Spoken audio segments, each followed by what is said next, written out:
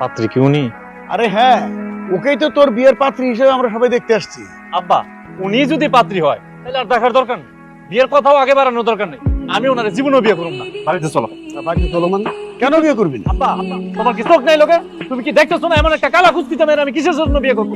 আমি একটা সুন্দর হ্যান্ডসাম ছেলে, আমার জন্য কি মেয়ের অভাব আছে? এই কালা মায়ের জীবনেও বিয়ে করবো না। চলো এখান থেকে। ওর গায়ের রং কালো হইলেও রূপে গুণে পড়াশোনায় সব দিক দিয়ে এক নাম্বার। ওর গুণ ধুয়ে কি আমি পানি খাবো? আমার কালো মেয়ে পছন্দ না, আমার সুন্দর বউ লাগে। আমি কালো মেয়ের জীবনে বিয়ে করতে পারবো না। মা, তুমি আব্বার একটু বুঝাও। শোন বাবা, কথায় আছে না, জাতের মাইয়া কালো ভালো, নদীর জল গোলা ভালো।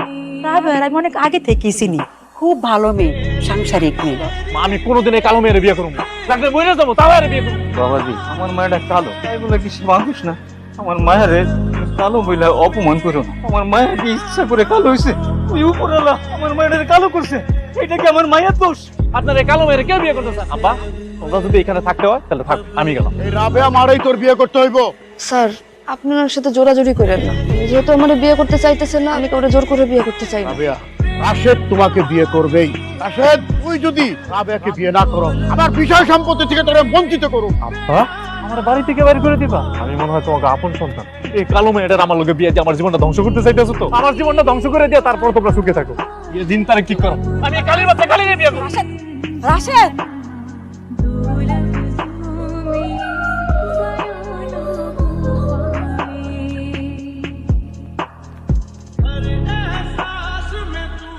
কি ব্যাপার, আপনি ব্যাগে জামা কাপড় ঢুকে দিচ্ছেন কেন? এই কালীর বাচ্চা কালী, আমার ব্যাগে আমি আমার কাপড় ঢুকাইতেছি, তা তো তোর বাপের। আপনি আমার সাথে এইভাবে কথা কইতেছেন কেন?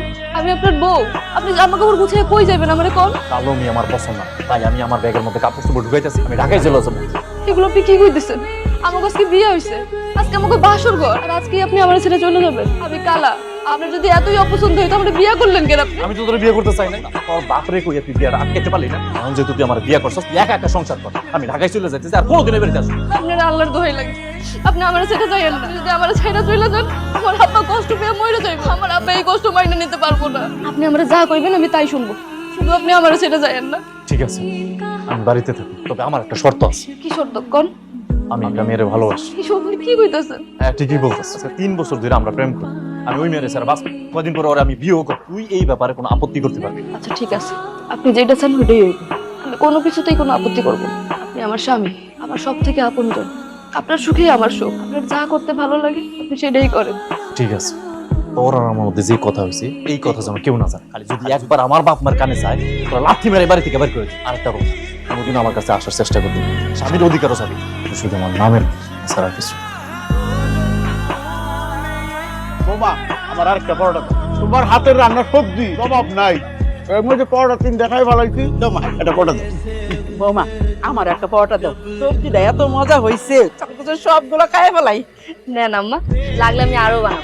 দাও মা, দাও। রাশেদ কই যা? আমি কই যাই না যে আমি কেন লেদা বাচ্চা যে কোথাও গেলে তোমাদেরকে বলে যেতে দেবো? আমার যেখানে মন চায় আমি সেখানে যেতেছি। আরে বাজান, রাগ করতেছস কেন? বৌমা সকালে ঘুম থেকে উঠা সব কাজ করছে, নিচে রাতে নাস্তা বানাইছে, আর আপনার আমি মিল্লা সরটা বড়টা খাইছি। আয় বাজান, আয় নাস্তা খা, বড় মজা লাগবে। আয় আয়। কালা মায়ের হাতের রান্না যে কেমন হবে আমি খুব ভালো করে জানি, কিন্তু আমার নাস্তা খেতে কইব না। আর খাবি না কে? বৌমা তো কষ্ট করে কোন সকাল ওইটা নাস্তা পানি বানাইছে। আরে যা, মজা পাবি। খা। শুনেন, সকালে খালি পেটে বের হইতে নাই, তাতে গৃহস্থের অমঙ্গল। আপনি কেমন? তোর মতো কালির রান্না আমি খাবো? আর তোর দেখলে তো আমার ঘৃণা লাগে। না খেয়ে থাক। বিশ্বাসঘাতক, বেঈমান, ভণ্ড, প্রতারক, তুই আমার সাথে এতবার বাটপারি কেন করলি? তুমি কি বলতেছি বা? আমি তোমার সাথে কি বাটপারি তুই 3 বছর আমার সাথে প্রেম করলি, প্রেমের নাটক কইরা তুই অন্য মাইরে কেন বিয়ে করলি? বিশ্বাস করি বা, আমি কালো মায়ের বিয়ে করতে চাই না। আমার আব্বা আম্মা আমার জোর করে বিয়ে করাইছে। একদম মিথ্যা কথা বলবি না। তুই নিজের ইচ্ছায় বিয়ে করছিস, তোর অন্য কেউ জোর করে বিয়ে করায় নাই। আব্বা আমারে কয় যে আমার নাকি ত্যায্য করে দিব, বাড়ি থেকে বাইরে করে দিব। আমি ওই মেয়ের বিয়ে করলো, আমি কোনোদিন ওই মেয়ের লগে সংসার করব। বিয়ে তো কইরা ফেলাইছিস, বাসরও তো কইরা ফেলাইছিস। এখন সংসার করলেও কি না করলেও তুই কত স্বপ্ন দেখছিস যে তোরে আমি বিয়ে করবো, তোর লগে আমি সংসার করবো, কিন্তু তুই আমার সব স্বপ্ন আশা ভরসা সব শেষ করে দিছিস। অবশ্য কিছু শেষ হয় না। আমি ওই মেয়েরে কইছি যে আমি তোমারে ভালোবাসি, আমি তোমারে বিয়ে করবো না। ও কইছে আমার যে আমাদের ভালোবাসা মাঝখানে হয় বাধা হয়ে দাঁড়াবো, ওই তোমারে মাইনা নেবে আমি যদি তোমারে বিয়ে করি। সত্যি কথা কিন্তু তুমি তো বিবাহিত, তোমার ঘরে বউ আছে। আমার আব্বা কি তোমার কাছে আমার বিয়ে দিব এখন? আমার ঘরে ওই বউ থাকবো না, আমি ওর বাড়ি থেকে বের করব। ও তোমার বিয়ে করা বউ, তুমি ওরে কেমনে বাড়ি থেকে বাইর করে দিবা? আমি ওর বাপের এমন প্রেশার দিব, হয় ওই নিজের থেকে বাইরে হয়ে যাব, আর নয় ওর বাপে এসে এই বাড়ি থেকে নিয়ে যাবে। যা করার তাড়াতাড়ি করো। আর একটা কথা মাথায় রেখো, আমি যদি তোমার বিয়ে করতে না পারি তাহলে আমি গলায় ধরে দিয়ে মারবো, আর এর জন্য দায়ী থাকবি তুই। তাহলে বিয়াই খবর সবকিছু তো ভালো নাকি? আল্লাহর রহমতে খুবই ভালো আছি। মারে দিন পরে তোর দেখলাম, দেখে যে আমার কি ভালো লাগতেছে। তুই কেমন আছিস রে মা? আমি ভালো আছি আব্বা, তোমাকে দেখার পরে তো আরো ভালো লাগতেছে। হঠাৎ কোনো খবর বার্তা না দিয়ে আসলেন, ব্যাপার কি বুঝলাম না তো। আব্বা ওনারা আমি আসতে বলছি। তুই আসতে কইছ, তার মধ্যে বলতি মাছ মাংস আনতাম, একটু ভালো বিয়ের জন্য আয়োজন করতাম। ওনার তো খাওয়া দাওয়া করানোর জন্য ডাকি, ওনারা ডাকছে, ওনার সাথে আমার জরুরি কথা আছে। বলো বাবা, তুমি আমার কি জরুরি কাজে ডাকছো? শোনেন, আমার সব বন্ধুদের বাইক আছে, আমার অনেক দিন আছে আমি একটা মোটরসাইকেল, আমার বাপের আমি অনেক দিন ধরে কইতেছি আমার একটা মোটরসাইকেল কিনা, বাপে আমার মোটরসাইকেল কিনা দেয়, আপনি আমার একটা মোটরসাইকেল কিনা দিন। এটা তুই কি কইতেছ? তোর শ্বশুর তোর মোটরসাইকেল দিব, কি যৌতুক চাইতেছ নাকি? যৌতুক মনে হলে যৌতুক, আরে কালো মায়ের তো কোনো জায়গায় বিয়ে দিতে পারে না, আমি কি ওই কালো মায়ের লোকে বাগনা বাগনা সংসার করুন না? আর উনি একটা সামান্য মোটরসাইকেল কিনে দিতে পারবো না। জামাই বাবাজি, অবস্থা তো তুমি জানো, আমি কোনো রকমের সংসার চালাইতেছি। যে কটা নগদ টাকা ছিল তা তো রাবেয়ার বিয়ের সময় সব খরচ করে ফেলাইছি। এখন আমার সম্বল বলতে বিটা জমি আর একটা গরু ছাড়া তো আর কিছুই নাই। হুন্ডার দাম 1.5 লাখ টাকা, 2 লাখ টাকা, 3 লাখ টাকা। এত টাকা দিয়ে আমি তোমার কেমনে হুন্ডা কিনে দিব বাবা? এইসব কথা শুনে তো আমার কোনো লাভ নেই। কালো মেয়ে জন্ম দিচ্ছেন, তারা আবার বিয়েও দিচ্ছেন, কারণ হুন্ডা চাইছে ওইটা দিতে পারবেন না। যদি হুন্ডা দিতে না পারে, আপনার লোক আপনার মেয়েরা লই যান কা, আমি আপনার এই কালো মেয়ের লোকে সংসার করতে পারবো। রাশেদ থাপটা তো দাঁত তো সব ফালাই দেবো। আর দপ্প থাকা অসহায় মানুষ, উনি তো দাম দিয়ে হুন্ডা কেমনে দিব? তুই তার কাছে মোটরসাইকেল চাস? দেখো মা, ওনার কালো মেয়ের বিয়ে করে আমি জীবনে ওনার সবচাইতে বড় উপকার করছি। আর উনি যদি আমার একটা সামান্য হুন্ডা দিতে না পারে, তাহলে তো ওনার বাপ হওয়ার যোগ্যতা নাই। আমার সাফ সাফ কথা, হয় আমার হুন্ডা দিবেন, আর না হয় আপনার মায়ের এইখান থেকে লই যাবেন। আমার আব্বা আপনার হুন্ডা কিনে দিতে পারবো না, আপনার যা মন চায় আপনি তাই করেন। বৌমা ঠিকই কইছে, এখন তোর হুন্ডা মুন্ডা কিছু দিতে পারবো না। তারপরে তুই হুন্ডা চাস, তোর পায়ের স্যান্ডেল খুলে তোর চাপার দিতে পারবো না। না না বিয়া, জামাই তো বিয়ের সময় কোনো কিছু আবদার করে না। এখন যদি আমি একটা হুন্ডা কিনে না দিই, খুব খারাপ দেখাচ্ছে। জামাই বাবাজি, আমার 2-3টা দিন সময় দাও, আমি কোনো না কোনো ভাবে তোমার টাকার জোগাড় আমি কইরা দিব। তখন তোমার পছন্দ মতো তুমি একটা মোটরসাইকেল কিনে নিও। হুন্ডা কিনে এতগুলো টাকা তুমি কই থেকে পাবা? মারে আমার তো একটু ভিটা জমি আর একটা গরু, যাই হোক একটা কিছু তো হইয়া যাবে। আমার কাছে আমার মায়ের সুখের চাইতে আর কিছু বড় নাই রে মা। আসি বিয়ের সাথে। হ্যালো, হ্যালো ইবা, কি করো? আমি কি করতেছি ওটা তোমার জানার দরকার। তুমি কি তোমার বউরে বাড়ি থেকে বাইর করতে পারছো? চিন্তা করো, আমার তোমার থেকে কি বের করে এই সত্যি করে বলো, তুমি কি তোমার বউর সাথে ঘুমাইছো? পাশে ঘুমাইছি, কালকে আমাকে বলেছি। বল এগুলো তুই কি কইতাছস? তুই তোর বউর পাশে ঘুমায় আমারে কল দিছস? একটা কথা কান খুলে শুনে রাখ, আমি ছাড়া তুই যদি তোর বউর গায়ে হাত দিছস, তোর ওই হাত আমি কাইটা ফেলাবো। কি বলা যায়, আমি তো তোমার ভালোবাসি। শোনো না, তুমি যত তাড়াতাড়ি সম্ভব ওই কালিটারে বাড়ি দিয়ে বাইর করে ফেলো, তারপর আমার বিয়ে করো। জান, রাখ কর, খুব তাড়াতাড়ি আমি তোমার একটা গুড নিউজ আছে। কি গুড নিউজ? ওকে, আমি একটা বাইক কিনতে চাই, সারা দিন তোমার জন্য বাইক কিনতেছো মানে? তুমি এত টাকা কই পাইছো? যে দেবো ম্যানেজ করছি। ভালো কি বলো? অনেক রাইট হয়েছে তো, এখন ফোনটা রাখেন। রাইট যদি কথা বললে তো আপনার শরীরটা খারাপ করবো। এই কালি বাচ্চা কালি, আমি আমার ভালোবাসা মানুষের সাথে কথা বলতেছি। ভালোবাসার মানুষের সাথে কথা বলে কোনোদিনও শরীর খারাপ করে না, আর ভালো লাগে, আরাম লাগে। তুই এগুলো বুঝছ? তুই ঘুমা। কি হয়েছে, তোমার বউ কি সজাগ হয়ে গেছে? দুষ্টু ওমা, কালির যন্ত্রণা আমার জীবনে শেষ হয়ে যেতে গেছে। ঘরে শান্তি নাই, বাইরে শান্তি নাই। এই জায়গায় আসছিলাম তোমার লোক একটু নিরিবিলে কথা বলতে, এই জায়গায় সাহায্য, এই জায়গায় স্বস্তি লেগে তুই। হ্যাঁ, আপনি সেই সকালে বাড়ি থেকে বাইর হয়েছেন, আব্বা আম্মা আপনার জন্য চিন্তা করতেছে, ওই জন্য আপনাকে খুঁজতে আইছি। উনি কে? এই তো ইবা, যার আমি ভালোবাসি, যার কথা তোরা কইছিলাম। দেখছস আমার ভালোবাসার মানুষ কত সুন্দর, কত ফর্সা। ওর গালের মধ্যে তুই তোর চেহারা দেখতে পাবি। এবার বুঝছো কেন আমি ইবারে এত ভালোবাসি, এত পছন্দ করি। তোর মতো এরকম কালা পেতনের লোক আমি কোন দুঃখে সংসার করব? ঠিকই কইছেন, আসলেই উনি অনেক সুন্দর। আপনার দুজনকে অনেক সুন্দর মানাইছে। ওনাকে দেখার পরে মনে হইতেছে আপনার আমার বিয়ে করা ঠিক হয় না। যাই হোক, আপনি সেই সকালে বাইর হয়েছেন, কিছু খান নাই। আপনি খান নাই জন্য আমিও খাই নাই। বাড়িতে চলেন, দুজন মিলে একলগে খাওয়া দাওয়া করুন। তোর মতো একটা কালির লোকে বসে আমি খাবার খাবো, তুই এটা ভাবলি কেন? আর শোন, আমি তোর লোকে এতক্ষণ লাগাইয়া না খাইয়ে বসে রই, আমরা রেস্টুরেন্ট থেকে যাই খাইয়ে আসছি। আর শোন, তুই এই জায়গা থেকে তাড়াতাড়ি যা।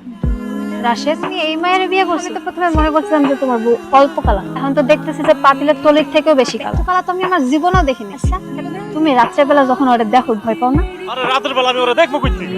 ওরা তো লাইট জ্বালাইলেও খুঁজে পাই না। এই আপনি তাড়াতাড়ি এখান থেকে জানতো। দেখেন, আমি কালো বলে এইভাবে অবহেলা করবেন না। আজকে আমি কালো বলে আপনাদের মতো ফর্সা মানুষদের এত মূল্যায়ন। তাছাড়া আমি নিজে তো কালো হই নাই, আল্লাহ আমারে সৃষ্টি করছে। এই খবরদার, তুই এবার জ্ঞান দিতে আসবি না, কারণ আমার চোখের সামনে থেকে যা। আল্লাহ, কেন তো কালো বানাইলা আমার? এই কালো রংটাই যে আমার সর্বনাশের কারণ। এই আমার সব থেকে বড় অপরাধ। আমার স্বামীর জন্য আমার ভালোবাসা এই কালো রঙের জন্য হেরে গেল। তাই না? তুই মিথ্যা বলিস না, তুই বল আমি কালো বলে কি আমার কোনো মূল্য নেই, ভালোবাসার কোনো মূল্য নেই? বৌমা কান্না করো না মা, আমি তোমার কষ্ট বুঝতে পারি মা। আমার ছেলে আসলে অন্ধ, তাই তোমার মিষ্টি মুখ আর বুক ভরা ভালোবাসা বুঝলো না। দেখো মা, তোমার এই ভালোবাসা পাওয়ার জন্য আমার ছেলে তোমাকে তো ঠিকই আপত্তি মিনতি করবো, সবর করো। কি ব্যাপার মা, হাতে পেট? আম্মা, আমার স্বামীর সংসার সেটা সারা জীবনের জন্য আমার বাপের বাড়ি চলে দিচ্ছে। কি মাথা খারাপ হয়ে গেছে? তুমি তোমার স্বামী সংসার সেটা কেন দিতেছো? ভুল করলেন আম্মা, এটা কোনোদিন আমার স্বামীর সংসার ছিল না। আমার স্বামী কোনোদিন আমার স্ত্রী হিসেবে মাইনেই নেয় না। আমার স্বামীর সাথে সংসার করার অনেক চেষ্টা করছি আমি, দিন শেষে আমি ব্যর্থ হয়েছি। এই জন্য আমি সিদ্ধান্ত নিছি সারা জীবনের জন্য বাপের বাড়ি চলে যাবো। তুমি এইভাবে চলে যাও, তুমি আর কয়টা দিন সময় দাও, তোমার সব ঠিক হয়ে যাবে। না আব্বা, তাহলে কোনোদিন আমার বউ হিসেবে বাইনা নিব না। আর তাছাড়া সে একজনকে ভালোবাসে, মেয়েটা দেখতেও অনেক সুন্দর। জোর করে আমাদের তার সাথে বিয়ে দেওয়াটা ঠিক হয় নাই আব্বা। আসলে তার তো কোনো দোষ নাই, আমি দেখতে খারাপ, সে কেন আমার সাথে সংসার করবে? আমি কালো হইলেও তো আমি একটা মানুষ, আমার মন আছে, আমার তো কষ্ট লাগে। আমার স্বামী আরেকজনের সাথে প্রেম করবে, এটা আমি বউ হিসেবে মাইনে নিতে পারবো না আব্বা, তাই আমি চলে যাবো। আপনারা খুব ভালো মানুষ। তুই আমার মাফ করে দিবি মা, আসলে জোর করে রাখার সাথে তোমার বিয়ে দেওয়াটা আমার ঠিক হয় নাই মা, তুমি আমার মাফ করে দিও। আপনারা আমার জন্য দোয়া করবেন।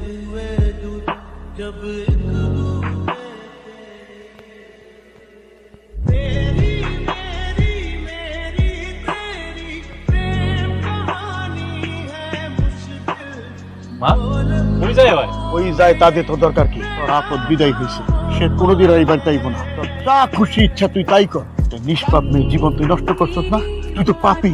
তুই যে পাপ করছস না, এর প্রায়শ্চিত্ত তোর একদিন করতে হবে, কথা মনে রাখিস। শোন বাজান, পাপ কিন্তু বাপেরও ছাড়ে না। তুই বৌমরে যে করতে দিছিস না, তার শাস্তি তুই একদিন ঠিকই পাবি। আরে আম্মা কি কইতেছো? শাস্তি পাবো কে? আরে এখন তো আমার সুখের দিন, শান্তির দিন, খবরটা তো এবারে দিতে হয়, এখনই যাই।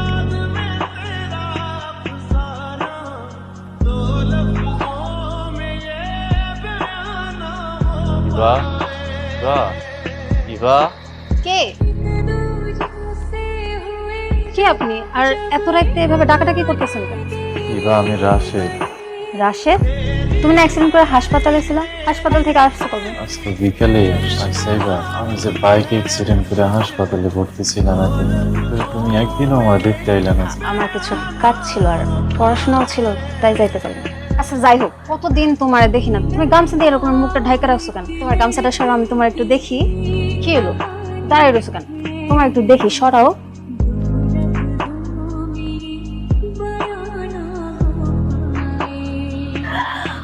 রাশেদ, তোমার চেহারার এই অবস্থা কেন?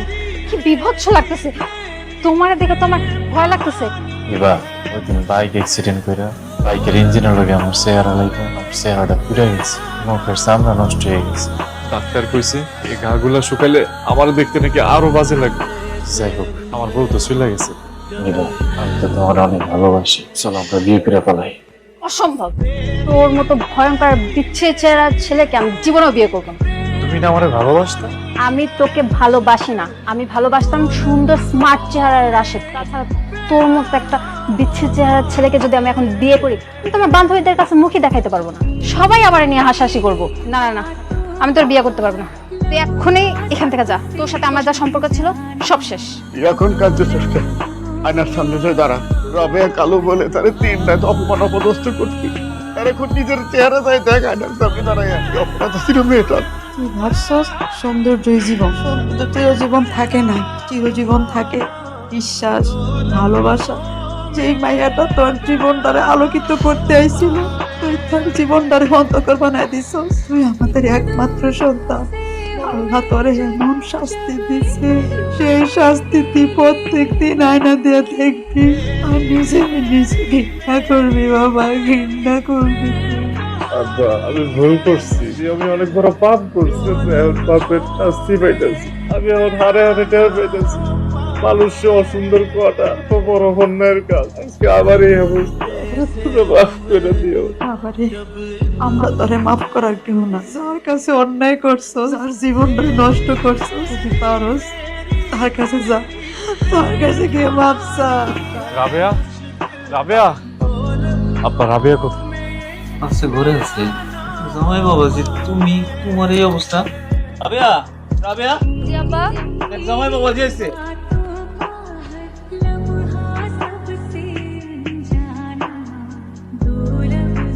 কি হয়েছে আপনার?